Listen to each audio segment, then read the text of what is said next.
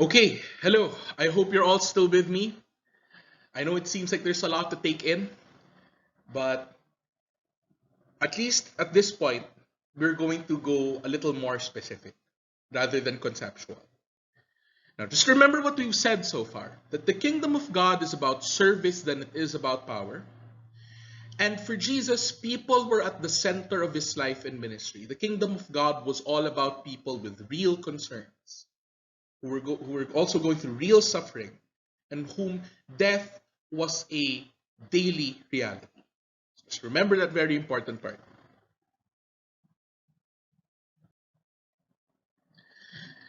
And the kingdom of God, yes, is for everyone, but most especially for the poor and the oppressed, the anawim, those who were marginalized, those who were cast out, those who people thought at the time were beyond God's mercy.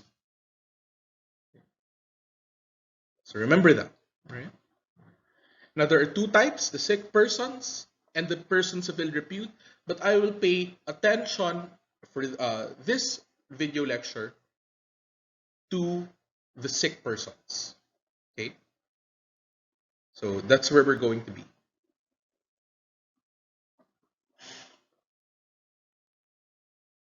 Let me start with a story. I had chickenpox at the worst possible time of my life. Okay? And that was when I took the asset. Okay? It was a week before the asset actually, and I was ready. I already had the test permit. I knew what classroom I was going to take it in, etc., etc. And I really wanted to go to Ateneo, and it's my dream school. And unfortunately, I had to miss the asset precisely because of the chickenpox. I took it later on in February, around the time that people already knew their result. Now, if you had chickenpox, of course you had to miss school for a long time. I mean, I think I missed school for about a couple of weeks. Okay? And in those 2 weeks, I can't help but feel useless. Okay? I can't help but feel that uh, everybody's getting busy preparing for the asset, and at the time there were also some long tests that were going on, and there was even an org event that was happening, and I'm not part of it. Okay, I mean at the time there weren't Instagram stories, or at least that wasn't a thing in 2008. But imagine if it was a thing back then, right? You would be literally seeing the world moving without you. Okay? I'm sure some of you have had similar illnesses where you had to be away from school for a very long time and so much is happening. Right? That's what sickness does to you, everybody.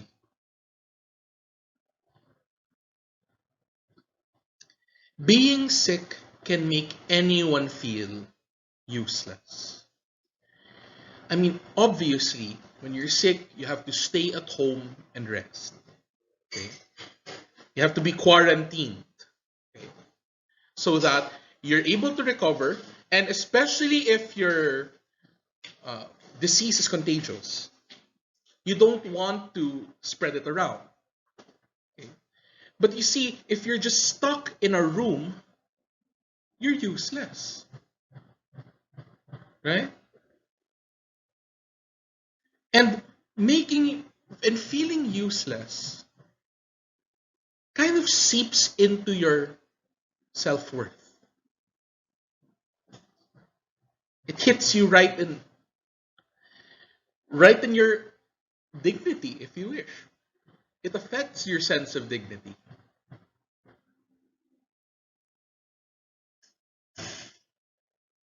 Having said that,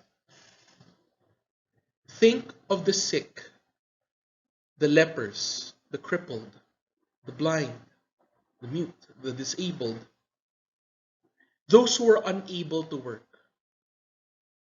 They felt useless. And that affected the way that they saw themselves. And this was much worse. Remember the doctrine of temporal retribution. People in Jesus' time interpreted sickness as a punishment from God. Look at this passage from the Gospel of John, chapter 9, verse 1. As Jesus went along, he saw a man blind from birth. And his disciples asked him, Rabbi, who sinned, this man or his parents, that he was born blind? You see, this passage already shows this common understanding at the time. If you were yourself were not a sinner, the reason why you're sick is probably because your parents or their parents or their parents has committed a great sin or have committed a grave sin, and you are still suffering the consequences of that sin. Right? Some of us are probably thinking, but that's so unfair. I know, but that's how people thought at the time. Something bad happened to you precisely because somebody, if not you, somebody in your lineage has done something so heinous that you are still being punished for it. So see here, everyone, not only do you feel useless, but people interpret your misfortune as something that you or your family has done, which displeased God. Your dignity cannot get any lower than that.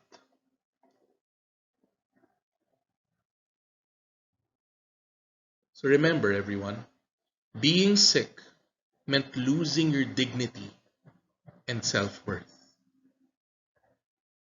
And I can't help but think that even today, that's still the case.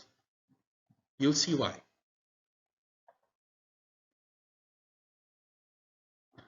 Now, in that context, it will be now easier to see why Jesus had a healing ministry.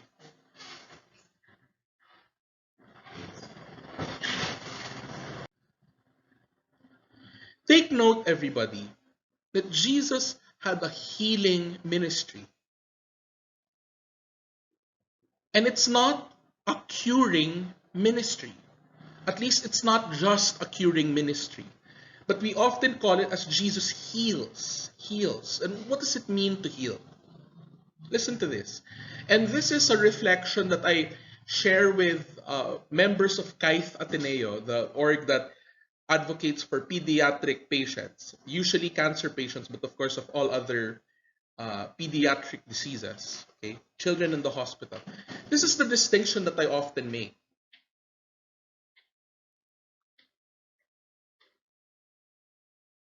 There is a difference between curing and healing. Because the word kaith means manifesting healing, right? It's manifesting healing through simple sharing and togetherness. But why healing and not curing? I mean, if you are a kid, for example, with cancer, isn't something that you hope for a cure? Don't you hope for a cure? Why healing? Listen to this.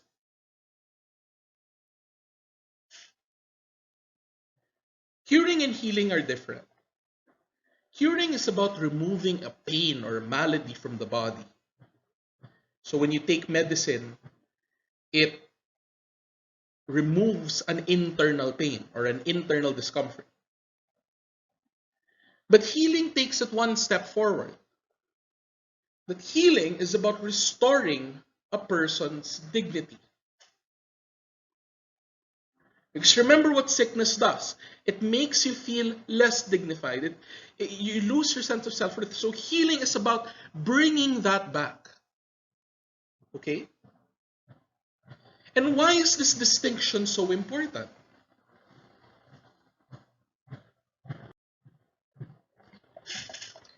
This distinction is important because it is possible for a person to not be cured and yet still be healed. I mean, if you think of most diseases, most sicknesses, uh, uh, healing comes with a cure. And that's wonderful. That's great. I mean, that's a manifestation of human ingenuity and how far we've gone when it comes to medical science. And yet there are still so many diseases that do not have a cure. Cancer is an example. In our present day, COVID-19 technically does not have a cure. I mean, obviously, with a virus, you let it run its course. But you hear stories of people who die of this virus, and some whose bodies are permanently changed because they have this virus, because they had this virus. So unfortunately, there are certain diseases that have a permanent mark or a permanent effect on your body. And yet, even if that is the case, it is still possible to be healed. Look at this.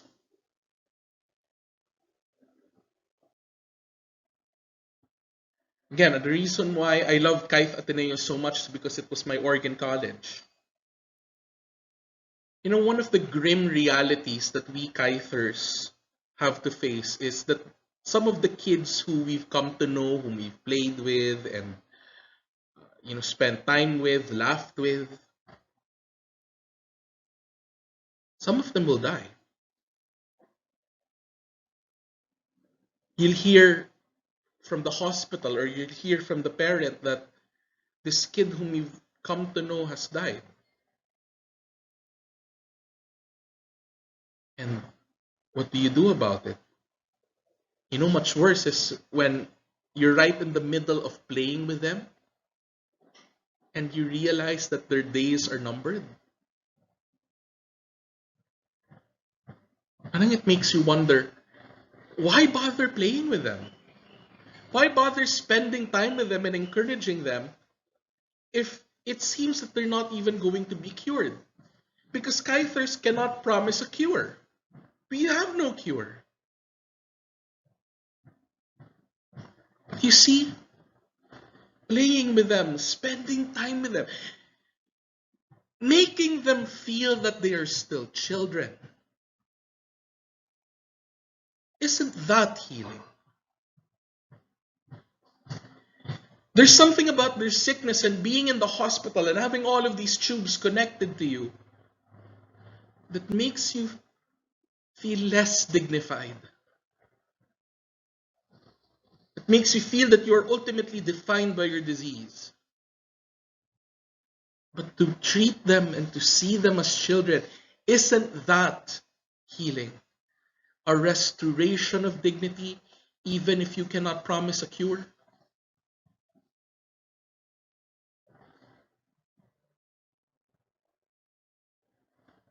Some of the most harrowing stories I hear are about acid attack victims, especially in India.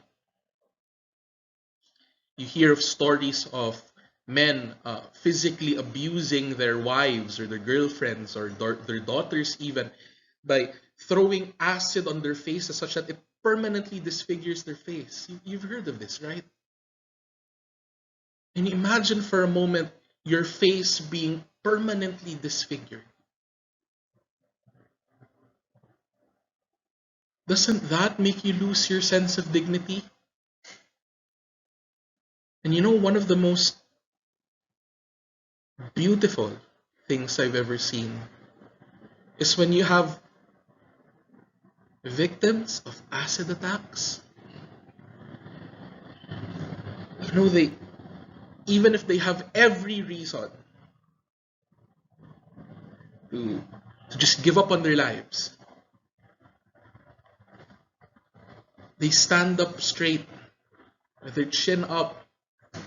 You hear stories of how they have nice clothes and they grow their hair. And there was even this one video of them, even I'm still looking for it, but of this fashion show of them, right, walking down the ramp. Obviously, this is not meant to glorify their situation. Of course, they were victims of a horrible situation. It does not excuse what happened to them. the injustice done to them. But you see stories of these women who, in spite of what was done to them, they found dignity. You may have taken my face away, but you have not taken my dignity. Healing.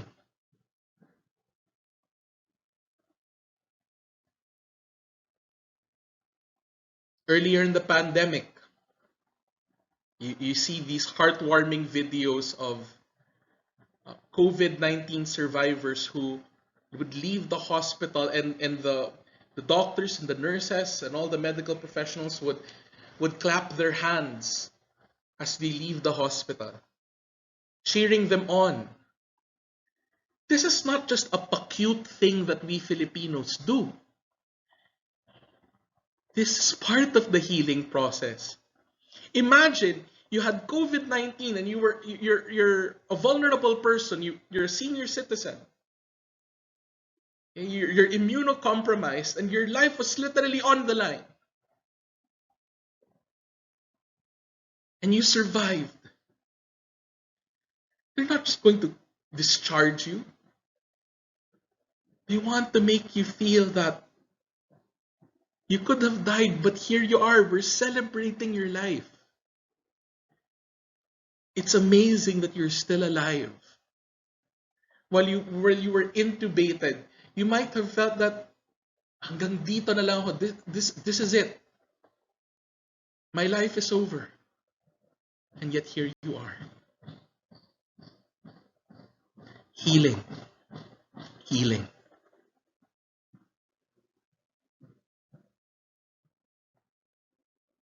Yes, everybody. Jesus removed the pain in the bodies of those people.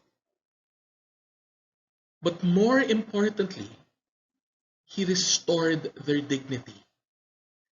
The point of Jesus healing people was not so that he could prove his power, but because he wanted to make these people feel that they still mattered. Remember that was the kingdom of God's purpose.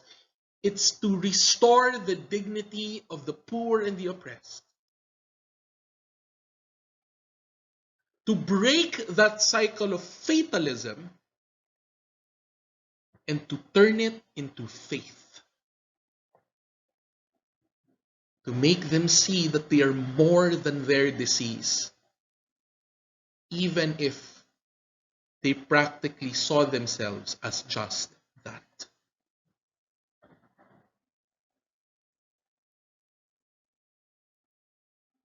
What's the lesson that can be learned here? You are not defined by your disease. And I mean this not just for physical diseases or physical illnesses, but even for mental illnesses. We see this a lot in the last several years, that you have a rise in mental health cases, and there's a stigma that comes to it. And people may say that you just have to pray so that you can recover. You just have to choose to be happy. But you see, it's these kinds of well-intentioned but insensitive remarks that make you feel even deeper into your sickness. I tell you now, if you're going through that, you are not defined by your disease. You are somebody who has an illness, but you yourself are not your illness. You can be healed. It takes time, yes. It takes some effort, of course. But it's not the end. That, I would say, is the central message of Jesus' healing ministry. You are not defined by your disease.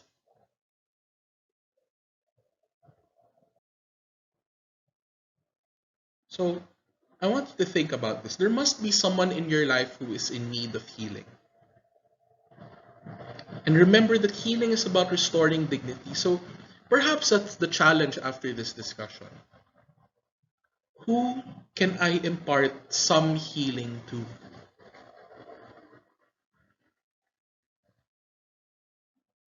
And who knows?